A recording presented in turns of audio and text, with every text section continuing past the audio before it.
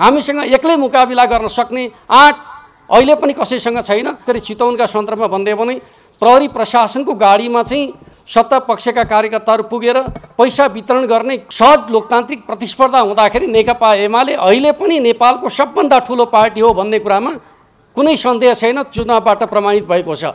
सत्ताको चरम दुरुपयोग यो निर्वाचनका क्रममा चाहिँ एउटा वास्तवमा लोकतान्त्रिक अभ्यासलाई प्रभावित गर्ने प्रवृत्तिका रूपमा देखा पर्यो। यो निर्वाचनका अवधिमा जति पनि घाइतेहरू छन्, हरेक जिल्लामा तपाईँहरूले रेकर्ड राख्नुभयो भने ती घाइतेहरू चाहिँ प्रतिपक्षका कार्यकर्ताहरू मात्रै घाइते भएका छन्। अधिकांश जिल्लाहरूमा हेर्नुभयो भने नेकपा एमाले सम्बद्ध कार्यकर्ताहरू घाइते भएको अवस्था हामी पाउने गर्छौँ। यसले के बताउँछ त भन्दाखेरि सत्ता पक्ष गुन्डागर्दीको सहारामा जनमतलाई प्रभावित गर्ने खालको काममा अग्रसर रह्यो भन्ने कुरा चाहिँ घाइतेहरूको तथ्याङ्कले बताउँछ। नेकपा एमालेका नेता कार्यकर्ताहरू लोकतान्त्रिक ढङ्गले चुनाव प्रचारको प्रक्रियामा जुट्ने क्रममा थुप्रैले घाइते हुनु परेको छ र दुई ठाउँमा चुनाव प्रचारकै क्रममा चाहिँ दुई ठाउँमा हाम्रा समर्थक कार्यकर्ताहरूले जीवन गुमाउनु परेको तितो यथार्थता पनि यो बिचको अवधिमा हामीले बेहोरेका छौँ। मौन समय जसलाई भन्ने गर्छौँ त्यो अवधिमा चाहिँ नियोजित रूपमा उम्मेदवारहरूका घरहरूमा आक्रमण गर्ने, उम्मेदवारलाई हतोत्साहित गर्ने खालको एउटा श्रृङ्खला नै चलाइयो। जननिर्वाचित प्रतिनिधिद्वारा शासन गर्ने व्यवस्थालाई सत्ता गठबन्धनले अस्वीकार गर्ने प्रयत्न गर्यो र उसले कहिले त अदालतको सहारामा कहिले अनेकन तरिका प्रयोग गरिकन चाहिँ निर्वाचनलाई पर धकेल्ने खालका प्रयासहरू भए। खास गरी सरकारको भूमिका स्वच्छ, निष्पक्ष र भयरहित वातावरणमा निर्वाचन सम्पन्न गर्ने कुरामा केन्द्रित रहनुपर्ने हो। तर हामीले त्यस प्रकारको लोकतान्त्रिक अभ्यासका लागि अनुकूल वातावरण प्राप्त गर्न सकेनौँ। गौडाहरू पुरिकन चाहिँ मतदाताहरूलाई चाहिँ फर्काइदिने, गुन्डागर्दीको सहारामा मतदातालाई फर्काइदिने र त्यो ठाउँमा सुरक्षा प्रबन्ध गर्नका लागि गरिएका अनुरोधहरूलाई राज्यका तर्फबाट वास्ता नगर्ने। यति बेला राष्ट्रिय राजनीतिलाई हाम्रा विरुद्धमा 5 दलीय गठबन्धनका माध्यमबाट जसरी हामीलाई समाप्त पार्ने कोसिस गरिएको थियो, तर हामीले 5 दलीय गठबन्धनका विरुद्ध जसरी मोर्चाबन्दी गरेर अगाडि बढ्ने कोसिस गऱ्यौँ र समाप्त पार्ने सत्ता गठबन्धनको प्रयासलाई हामीले पूर्ण रूपमा असफल बनाएका छौँ। यद्यपि हामीले अपेक्षा गरे अनुसारको परिणाम प्राप्त भएको छैन, तर जनमतलाई हामीले आफ्नो पक्षमा प्रभावित गर्ने कुराहरूमा जुन प्रकारको मेहनतहरू गऱ्यौँ त्यसका प्रभाव र परिणामहरू सत्ता गठबन्धनले पनि प्रत्यक्ष रूपमा अनुभूति गरेको छ। नेपालमा वास्तवमा दलीय प्रतिस्पर्धा भएको भए नेकपा एमाले परिणामका हिसाबले पनि नेपालको सर्वाधिक लोकप्रिय पार्टीका रूपमा स्थापित हुन्थ्यो भन्ने कुरा जनमतले प्रकट गरेको छ भन्ने कुरा म तपाईँहरूका बिचमा राख्न चाहन्छु। यद्यपि प्राविधिक रूपमा हामीले निर्वाचनमा केही पराजय बेहोर्नु परेको छ, तर जनमतका हिसाबले भन्दै भने अहिले पनि हामी हाम्रो मुलुकको सबभन्दा ठुलो पार्टीका रूपमा नेकपा एमालेलाई जनमतबाटै स्थापित गर्न सफल भएका छौँ भन्ने कुरा म तपाईँहरूका बिचमा राख्न चाहन्छु। र यसपटकको निर्वाचन हामीले जनमतलाई सही ढङ्गले प्रकट गर्ने एउटा लोकतान्त्रिक अभ्यासका रूपमा अगाडि बढाउन चाहेका थियौँ। सत्ता कहिले त चुनावै नगर्ने एक प्रकारको षड्यन्त्रमा सामेल रह्यो। हाम्रो संविधानले, हाम्रो कानुनले जननिर्वाचित प्रतिनिधिद्वारा शासन गर्ने व्यवस्थालाई सत्ता गठबन्धनले अस्वीकार गर्ने प्रयत्न गर्यो र उसले कहिले त अदालतको सहारामा कहिले अनेकन तरिका प्रयोग गरिकन चाहिँ निर्वाचनलाई पर धकेल्ने खालका प्रयासहरू भए। निर्वाचन आयोग समेतको अडानका कारणले र हामी स्वयं आफैले निरन्तर खबरदारी गर्नुको परिणामस्वरूप हामीले लोकतान्त्रिक अभ्यासको रक्षा गर्न सफल भयौँ भन्ने मलाई लाग्छ। यो एउटा महत्त्वपूर्ण उपलब्धिका रूपमा रहेको छ भन्ने कुरा म तपाईँहरूका बिचमा राख्न चाहन्छु। अब कसैले पनि भविष्यमा स्थानीय तहहरूलाई रिक्त राख्ने खालको चाहिँ षड्यन्त्र गर्न सक्ने छैन। त्यो एउटा लोकतान्त्रिक मान्यतालाई हामीले यो निर्वाचनका माध्यमबाट स्थापित गर्न सफल रहेको कुरा म तपाईँहरूका बिचमा राख्न चाहन्छु। अर्कोतर्फ लोकतान्त्रिक अभ्यासलाई अगाडि बढाउने क्रममा खास गरी सरकारको भूमिका स्वच्छ, निष्पक्ष र भयरहित वातावरणमा निर्वाचन सम्पन्न गर्ने कुरामा केन्द्रित रहनुपर्ने हो। तर हामीले त्यस प्रकारको लोकतान्त्रिक अभ्यासका लागि अनुकूल वातावरण प्राप्त गर्न सकेनौँ। निर्वाचनको प्रारम्भिक दिनहरूमै कर्मचारी खटाउने कुराहरूमा, प्रहरी प्रशासन खटाउने कुराहरूका सन्दर्भमा एक प्रकारले भन्दै भने सेटिङको रूपमा काम गर्ने खालका प्रयासहरू भए, जसलाई हामीले निरन्तर रूपमा खबरदारी गऱ्यौँ। कतिपयले के भन्दै गर्छन् त भन्दाखेरि परिणाम आएपछि नेकपा एमालेको आपत्ति भन्ने अर्थमा टिप्पणी गरेको हामीले पाउँछौँ। तर हामीले निरन्तर रूपमा जुन प्रकारले चाहिँ व्यवस्थापन गर्ने खालको काम गर्यो। त्यसप्रति हाम्रा असहमतिहरू निरन्तर रूपमा राख्दै आएका थियौँ भन्ने कुरा पनि म तपाईँहरूका बिचमा राख्न चाहन्छु। खास गरी एकपटक खटाइसकेका कर्मचारीलाई परिवर्तन गर्ने सम्मका कुराहरू नियोजित रूपमा गरिए र खास गरी संवेदनशील क्षेत्र भनेर जसलाई हामीले पहिचान गरेका थियौँ ती ठाउँहरूमा सुरक्षा निकाय पनि परिवर्तन गरियो, कर्मचारी पनि परिवर्तन गरियो र यतिसम्म कि नेतृत्वकर्ता समेत परिवर्तन गर्ने खालका कामहरू भए, जसलाई तपाईँ हामी सबैले बुझेका छौँ। यो प्रकारको तरिकाबाट जनमतलाई प्रभावित गर्ने खालका कोसिसहरू भएको कुरा हामी सबैले बुझेका छौँ। अर्कोतर्फ चाहिँ निर्वाचनको अवधिमा भयरहित वातावरणमा चुनाव प्रचार गर्न पाउने कुरा लोकतन्त्रका लागि एउटा विशेषताको कुरा हो। तर हाम्रा जनप्रतिनिधिहरूले त्यो प्रकारको वातावरण सबै ठाउँमा प्राप्त गर्न सकेनन्। तपाईँ हामी सबैलाई थाहा छ, कतिपय ठाउँहरूमा चाहिँ अपहरण गर्ने, साङ्घातिक रूपमा आक्रमण गर्ने। यो निर्वाचनका अवधिमा जति पनि घाइतेहरू छन्, हरेक जिल्लामा तपाईँहरूले रेकर्ड राख्नुभयो भने ती घाइतेहरू चाहिँ प्रतिपक्षका कार्यकर्ताहरू मात्रै घाइते भएका छन्। यदि मुठभेडको अवस्था हुन्थ्यो भने त त्यो घाइते हुने भित्र चाहिँ दुवै पक्षका कार्यकर्ताहरू घाइते भएको देखिनु पर्थ्यो। तर अधिकांश जिल्लाहरूमा हेर्नुभयो भने नेकपा एमाले सम्बद्ध कार्यकर्ताहरू घाइते भएको अवस्था हामी पाउने गर्छौँ।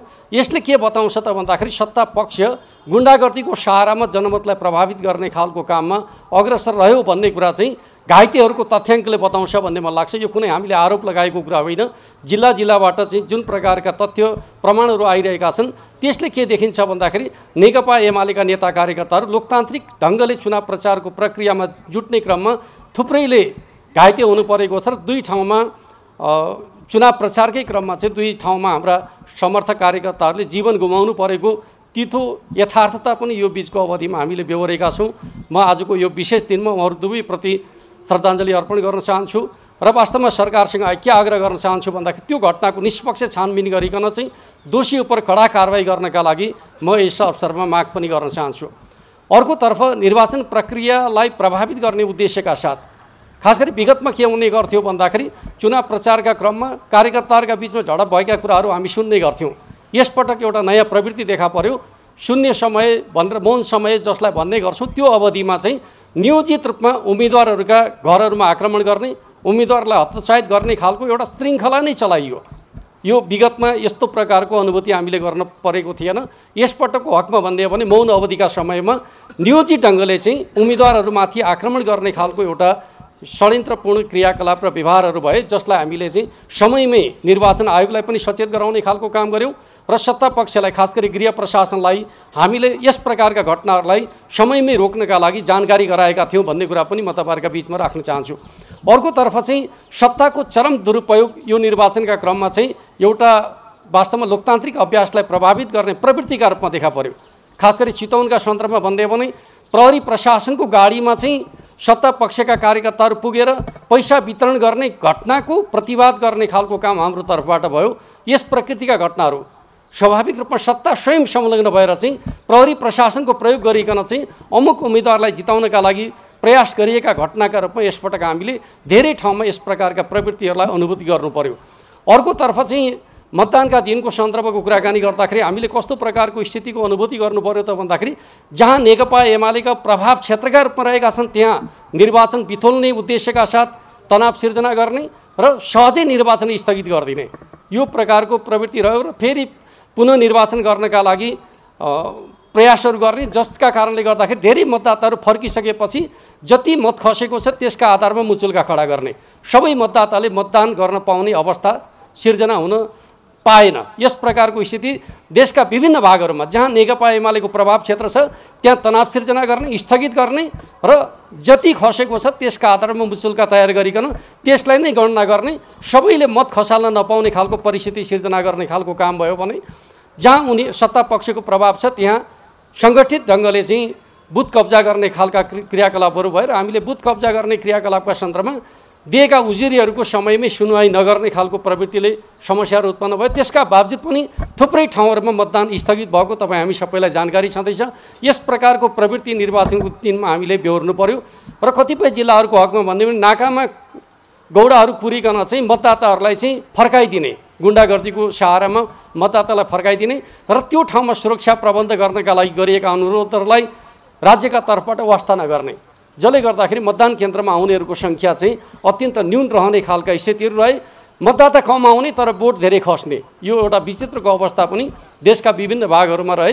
कतिपय ठाउँमा सत्ता पक्षले चाहिँ 100% हाराहारीमा मतदान गराएका कुराहरू पनि जिल्ला जिल्लाबाट रिपोर्टहरू आइरहेका छन्, जुन को अवस्थामा विश्लेषण गर्ने हो भने त्यो लोकतान्त्रिक होइन भन्ने कुरा स्वतः प्रमाणित छ भन्ने कुरा म तपाईँहरूका बिचमा राख्न चाहन्छु। अर्कोतर्फ मतदान पछाडि स्वाभाविक रूपमा लोकतान्त्रिक प्रक्रियामा चाहिँ मुचुल्का गरिकन सिलबन्दी गरिकन बाकसहित प्रतिनिधिहरू लैजान पाउने व्यवस्थालाई यसपटक पालना गरिएन र एकलौटी ढङ्गले प्रशासनले आफैले चाहिँ बाकस लिएर जाने खालको काम गर्यो र हामीले निरन्तर रूपमा हाम्रा कार्यकर्ताहरूलाई के भनेका थियौँ त भन्दाखेरि हरेक समय मतपेटिकाका साथमा तपाईँहरू हुनुपर्छ भन्ने खालको जुन निर्देशन दिएका थियौँ त्यो निर्देशनलाई हामीले कार्यान्वयन गर्न सक्ने अवस्था रहेन। कसका कारणले त भन्दाखेरि राज्य व्यवस्थाको जुन प्रकारको प्रबन्ध रह्यो त्यो प्रबन्धका कारणले मतपेटिकाका साथमा प्रतिनिधिहरू जान पाउने जुन लोकतान्त्रिक अभ्यास छ त्यो अभ्यासलाई यसपटक पालना गरिएको पाइएन।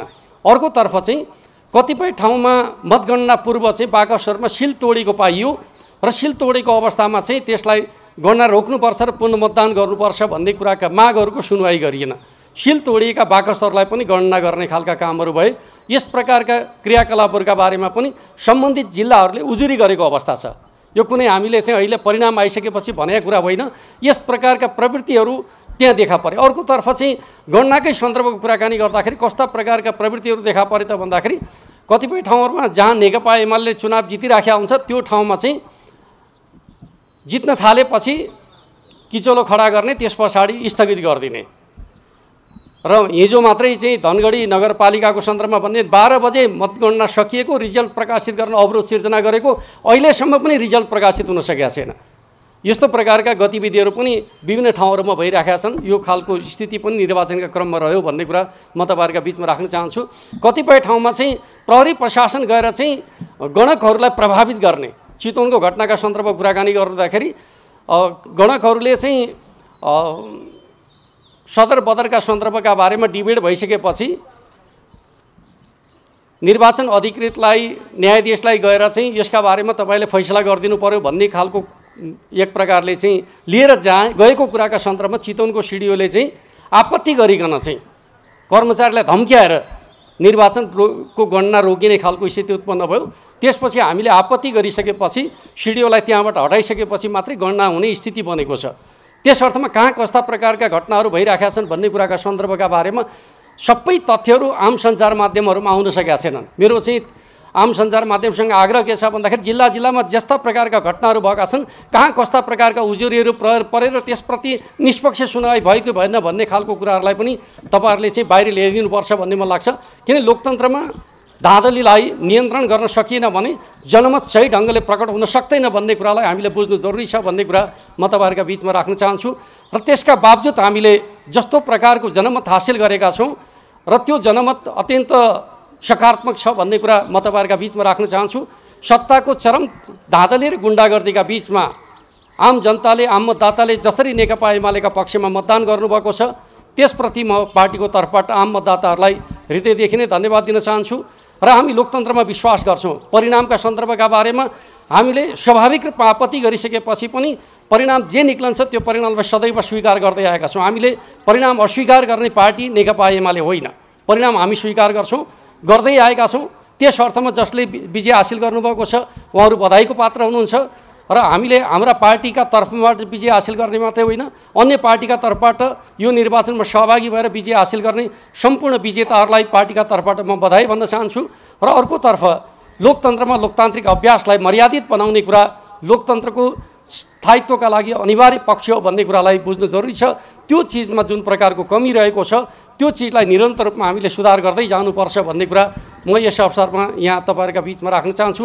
विशेष गरी मैले यो सन्दर्भ किन उठाउन खोजेको त भन्दाखेरि नेपालमा स्थानीय सरकारलाई बलियो बनाउने कुराका सन्दर्भमा जननेता मदन भण्डारीले 2049 सालमा स्थानीय निकाय सम्बन्धी ऐन तयार गर्दाखेरि जुन प्रकारको संशोधन प्रस्ताव प्रस्तुत गर्नुभएको थियो, आज स्थानीय तहहरू बलियो हुने जुन आधार तयार भएको छ त्यसैको जगमा हामीले स्थानीय तहलाई बलियो बनाउने मान्यताको पैरवी गर्दै आयौँ। 54 सालमा हामीले स्वायत्त शासन विधेयकका माध्यमबाट स्थानीय तहहरूलाई अधिकार सम्पन्न बनाउने खालको काम गऱ्यौँ। आज स्थानीय तह विकास निर्माणका लागि, सुशासनका लागि एउटा जनताको भरोसायोग्य अङ्गका रूपमा स्थापित गर्ने कुरामा नेकपा एमाले जुन प्रकारको भूमिका खेलेको छ त्यसमा जननेता मदन भण्डारीको मार्गदर्शनको अत्यन्त महत्त्वपूर्ण योगदान छ भन्ने कुरा म तपाईँहरूका बिचमा राख्न चाहन्छु।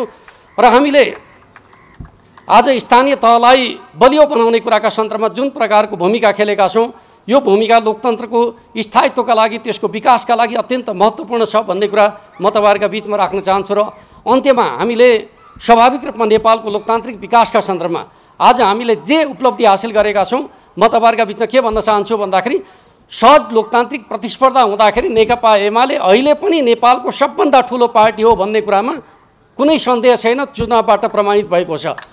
नेपालको पहिलो ठुलो पार्टी, जनमतका हिसाबले ठुलो पार्टी नेकपा एमाले नै हो। प्राविधिक रूपमा परिणाममा हामी दोस्रो भयौँ होला, त्यो प्राविधिक विषय मात्रै हो। हामीसँग एक्लै मुकाबिला गर्न सक्ने आँट अहिले पनि कसैसँग छैन। त्यस अर्थमा जनमतका हिसाबले नेकपा एमाले पहिलो छ र हामी यो जगमा अगाडि बढेर चाहिँ मुलुकको राजनीतिलाई आज सत्ता पक्षले जसरी दुर्विकृत गरेको छ हामी यसलाई नेपालको लोकतान्त्रिक विकासको स्थायित्वको आधारका रूपमा अगाडि बढाउन चाहन्छौँ। हामी यो गठबन्धनसँग भोलिका दिनहरूमा पनि मुकाबिला गरिकन नेकपा एमालेलाई बलियो शक्तिका रूपमा स्थापित गर्नेछौँ। आउने चुनावमा गठबन्धनलाई पराजित गरिकन चाहिँ जनमतका हिसाबले मात्रै होइन परिणामका हिसाबले नेकपा एमालेलाई पहिलो पार्टी बनाउने सङ्कल्प हामी गरौँ। यही कुरा म तपाईँहरूका बिचमा राख्दै फेरि हाम्रा श्रद्धेय नेताहरू जननेता मदन भण्डारी र जीवराज शास्त्रीप्रति भावपूर्ण श्रद्धाञ्जली र सम्मान व्यक्त गर्दै आफ्नो भनाइलाई अन्त्य गर्न चाहन्छु। हवस् त, धन्यवाद। लाल सलाम।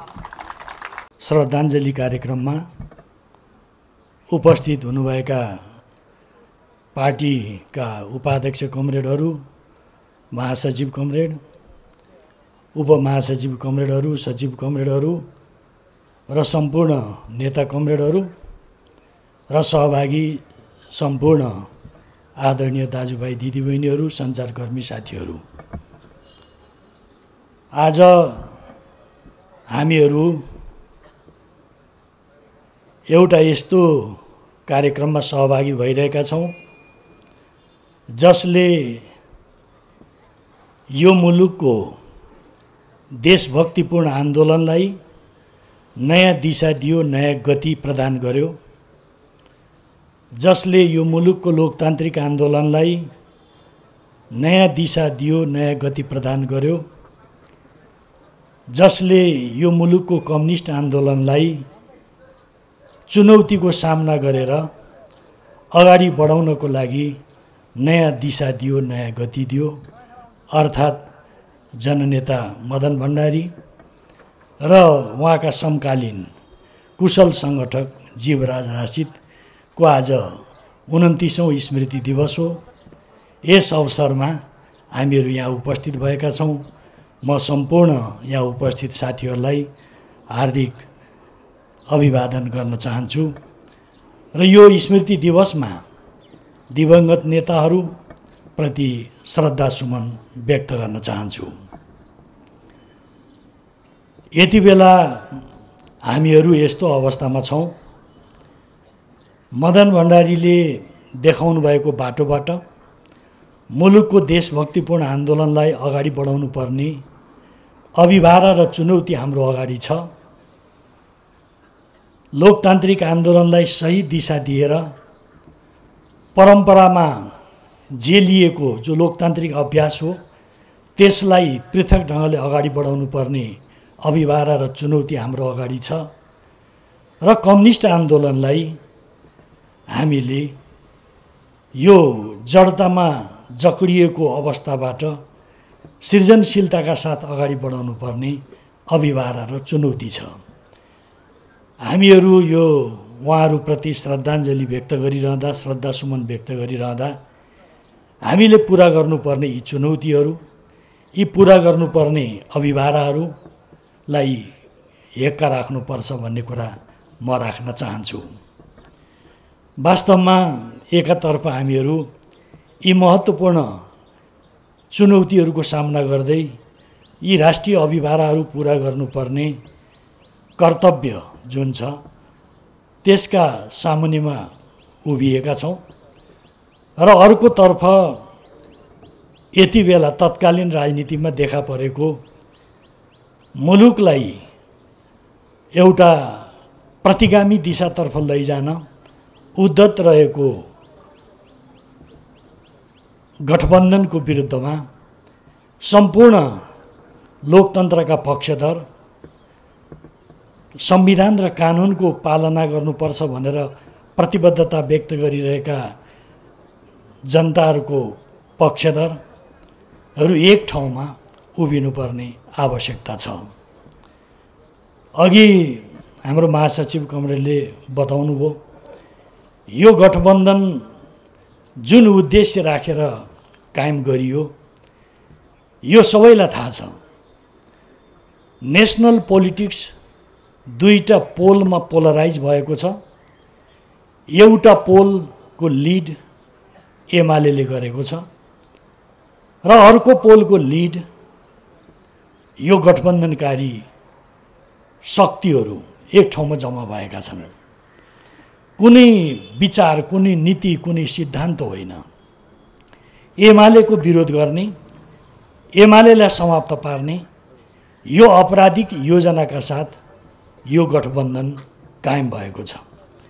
यो गठबन्धनले नेपाली काङ्ग्रेसलाई, जो नेपालका कम्युनिस्टहरूको प्रमुख प्रतिद्वन्दी हो, बोलीचालीको भाषामा भन्ने हो भने प्रमुख शत्रु हो, त्यसलाई शिरमा राख्नको लागि कुनै कसर बाँकी नराख्ने र त्यसलाई अग्रस्थानमा राखेर मुलुकलाई अधोगतितर्फ लैजान सङ्कल्पबद्ध छ। यो उद्देश्य राखेर कायम भएको गठबन्धन एकातर्फ छ। त्यसको विरुद्धमा अब मुलुकमा पोलिटिकल स्टेबिलिटीको आवश्यकता छ भनेर वकालत गर्ने एमाले, आर्थिक विकास र समृद्धिको अभियानलाई बेरोकटोक ढङ्गले अगाडि बढाउनुपर्छ भनेर वकालत गर्ने एमाले, राष्ट्रिय स्वाभिमान र स्वतन्त्रतालाई त्यसको झन्डालाई झुक्न दिनु हुँदैन भनेर अठोट गर्ने एमाले, सामाजिक सद्भाव कायम राख्नुपर्छ र समाजमा तमाम खालका अराजकता जुन छन् ती अराजकतालाई अन्त गर्नुपर्छ भनेर पक्षपोषण गर्ने एमाले र देश बनाउने सपनाहरूलाई मूर्छित हुन दिनु हुँदैन, जागृत गर्नुपर्छ भनेर अठोट बोकेको एमाले। यो दुईटा कितामा नेसनल पोलिटिक्स पोलराइज छ र हामीहरू यो दुईटा पोलमा पोलराइज भएको नेसनल पोलिटिक्सलाई एमाले जे विषयहरूलाई उठाएको छ ती विषयलाई प्रभावकारी ढङ्गले अगाडि बढाउनु पर्ने एउटा अभिभारा हाम्रो अगाडि छ। त्यसकारणले आज दिवंगत नेताहरूप्रति श्रद्धासुमन व्यक्त गरिरहँदा उहाँहरूका अधुरा कामहरूलाई हामी पुरा गर्छौँ भनेर सङ्कल्प गरिरहँदा यति बेलाको राष्ट्रिय राजनीतिमा देखा परेको यो अवस्थालाई ठिक ढङ्गले बुझ्न सक्नुपर्छ र नेसनल पोलिटिक्समा देखा परेको दुईटा पोल मध्ये एमाले नेतृत्व गरेको यो पोललाई सुदृढ गर्नुपर्ने, सबल बनाउनु पर्ने र यसको वरिपरि नेकपा एमाले मात्रै होइन, यी विषयहरूका पक्षमा उभिने हर कोहीलाई गोलबन्द गरेर जानुपर्ने जरुरी छ। हामीले यो स्थानीय तहको निर्वाचनको प्रसङ्गमा अघि कुराहरू आयो, वास्तवमा सुरुदेखि नै संविधानको व्यवस्था, कानुनको व्यवस्थालाई उल्लङ्घन गर्नु हुँदैन भनेर हामीले खबरदारी गरिरह्यौँ। त्यसबेला गठबन्धनकारीहरू भन्दै थिए यो स्थानीय तहको निर्वाचन सके टार्ने, टार्न नसके सार्ने, यही योजना थियो। त्यसबेला ती गठबन्धनका नेताहरूका अभिव्यक्तिहरू हामी सम्झन सक्छौँ। त्यो योजनामा भरमग्दुर लागेकै हुन्। त्यति मात्रै होइन, आज यो स्मृति दिवसको यो कार्यक्रममा म यहाँहरूलाई जानकारी गराउन पनि चाहन्छु, अन्तिम समयसम्म पनि यो गठबन्धनलाई नेतृत्व गर्ने नेपाली काङ्ग्रेस, त्यसका नेता, सभापति, प्रधानमन्त्री निर्वाचन सार्ने प्रस्ताव लिएर हाम्रो अध्यक्षकोमा पुगिरहेका थिए। निर्वाचन सार्नुपर्छ, अहिले हुनु हुँदैन भनेर। निर्वाचन हुनुभन्दा ठिक केही दिन अगाडिसम्म यस्तो एउटा स्थिति थियो। हाम्रो अध्यक्षले जवाब दिनुभयो, हामी लोकतन्त्रमा विश्वास गर्छौँ संविधान र कानुनको व्यवस्थालाई अनुरूप अगाडि बढ्नुपर्छ भन्ने मान्यता राख्छौँ। यसलाई कमजोर बनाउने कुनै पनि कुरा हुन्छन् भने हामीलाई स्वीकार्य छैन भनेर उहाँले कडा प्रतिवाद गर्नु पर्यो। मैले यो कुरा किन अहिले सम्झना गरेको भने वास्तवमा यो गठबन्धन एउटा नर्मल प्रक्रियाले अगाडि बढिरहेको लोकतान्त्रिक प्रक्रियालाई अगाडि बढ्न दिन चाहँदैन। यो देशको अवस्था जस्तोसुकै बनोस् त्यसको कुनै परवाह छैन र उनीहरू त्यस खालका अन्तिमसम्म कोसिस गरे उनीहरूले र केही नलागेपछि निर्वाचन धेरै खालको दबाब नेकपा एमाले अगुवाई गर्यो। निर्वाचन आयोगले पनि कसो कसो उभियो र निर्वाचन सम्पन्न भयो। यो निर्वाचनको क्रममा निर्वाचनभन्दा पहिलेदेखि निर्वाचनको क्रममा यो मतदानकै क्रममा मतगणनाको क्रममा कस्ता कस्ता आपराधिक वितण्डापूर्ण कामहरू भए अघि महासचिव कमरेडले जानकारी गराउनु भएको छ। हामी एउटा प्रमुख प्रतिपक्षीको नाताले सत्ता पक्षबाट भएका यी अपराधिक कुराहरू यी अलोकतान्त्रिक कुराहरूको बारेमा खबरदारी गर्छौँ र गरिरहन्छौँ। यो हाम्रो कर्तव्य हो, यो हामी गरिरहन्छौँ, सचेत बनाइरहन्छौँ। सत्ता पक्षलाई खबरदारी गर्नु हाम्रो कर्तव्य हो, हामी यो काम गर्छौँ। यो भनिरहँदा हिजोसम्म चुनावको कुरा गर्ने, अहिले निर्वाचन भएपछि परिणाम आफ्नो पक्षमा नआउने देखेर यस किसिमको कुरा गरियो भनेर जसरी चित्रित गरिँदैछ, म भन्न चाहन्छु सुरुदेखि नै हामीले यो निर्वाचनको सम्बन्धमा कस्ता अडानहरू राख्दै आयौँ, हामीले के भन्दै आयौँ, हामीले उठाएका मुद्दाहरू के हुन्, ती चिजहरू जस्ताको तस्तै पुग्नु पर्दछ र सञ्चार माध्यमहरूले पनि ती कुराहरूलाई त्यस अनुरूप नै सम्प्रेषण गर्नुपर्दछ भन्ने म आग्रह गर्न चाहन्छु। जहाँसम्म हामीहरूले निर्वाचन अगाडि भन्यौँ, सक्छौ एक्लै आऊ, यदि सक्दैनौ भने मिलेर आऊ, कोही बात छैन। हामी संविधान र कानुनलाई डिरेल हुन दिन्नौँ। हामी यो गठबन्धनको सामना गर्छौँ। अहिले पनि हामीहरू सङ्ख्याको हिसाबले यद्यपि परिणामहरू आउँदैछ, सङ्ख्याको हिसाबले केही तलबितल हुनसक्छ, तर जनमतको हिसाबले म यहाँहरूलाई भन्न चाहन्छु हाम्रो पक्षको जनमत, एमालेको पक्षमा रहेको जनमत, पूर्व जानुस् पश्चिम जानुस् पहाड मधेस जुनसुकै ठाउँमा जानुस्, यो एमालेको पक्षमा रहेको जनमत अत्यन्त उल्लेखनीय छ र हामी त्यही जनमतको बलमा यो गठबन्धनकारीहरूले गरेका तमाम अपराधपूर्ण कुराहरूको सामना गर्छौँ। यो प्रतिबद्धता पनि म व्यक्त गर्न चाहन्छु। यो सँगसँगै अब हामीहरू यो निर्वाचन पश्चात हामीहरूले आउने निर्वाचनको लागि व्यवस्थित ढङ्गले तयारी गर्नुपर्ने जरुरत छ। हामीले जस्तो अवस्था भोग्नु पर्यो यस बिचमा म यहाँहरूलाई भन्न चाहन्छु हामीहरूले नयाँ ढङ्गले पार्टी निर्माण गर्नुपर्ने, यो आन्दोलनलाई अगाडि बढाउनु पर्ने चुनौती हाम्रो अगाडि छ।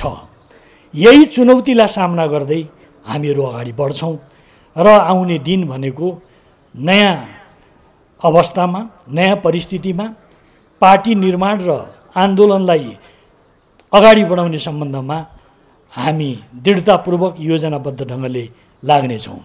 मैले प्रारम्भमा भने जननेता मदन भण्डारी एउटा यस्तो नेता जसले यो मुलुकको देशभक्तिपूर्ण आन्दोलनलाई कतिपय परम्परामा जेलिएर सङ्कीर्णताका साथ उठाइरहेका कुराहरूभन्दा फरक ढङ्गले मुलुकको देशभक्तिपूर्ण आन्दोलनलाई अगाडि बढाउने अठोट र सङ्कल्प गर्नुभएको थियो।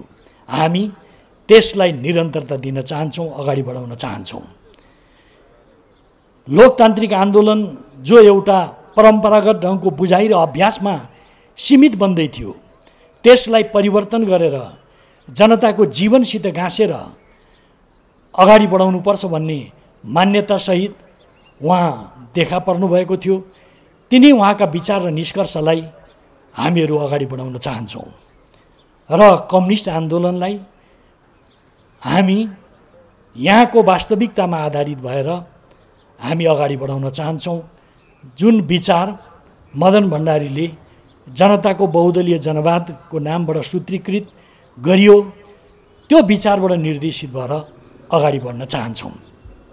हामी यो जनताको बहुदलीय जनवादको कुरा गरिरहँदा एउटा बुझाइ हाम्रो हुनुपर्दछ। त्यो जब भन्नाले कुनै एमाले निश्चित महाधिवेशनपछि मात्रै ल्यायो भन्ने ढङ्गले होइन। यो जनताको बहुदलीय जनवाद नेपालको कम्युनिस्ट आन्दोलनको अग्रजहरूले लिएका सकारात्मक विचारहरूको उन्नत निष्कर्षको रूपमा मदन भण्डारीले त्यसलाई सूत्रीकरण गर्नुभयो। जनताको बहुदलीय जनवाद अन्तर्राष्ट्रिय कम्युनिस्ट आन्दोलनबाट प्राप्त भएका अनुभवहरूको निष्कर्षको रूपमा त्यसलाई सूत्रीकरण गर्नुभयो र दर्शन र सिद्धान्तले जे मार्गदर्शन गर्यो, द्वन्द्व सर्वत्र छ, प्रकृतिमा छ, मानव समाजमा छ, पोलिटिक्समा छ, पोलिटिकल सिस्टममा छ, पोलिटिकल पार्टीहरूभित्र हुन्छ भने त्यो द्वन्द्वलाई विधिसम्म ढङ्गले प्रकट हुन दिनुपर्छ भन्ने मान्यताका साथ उहाँले अगाडि बढाउन चाहनुभयो।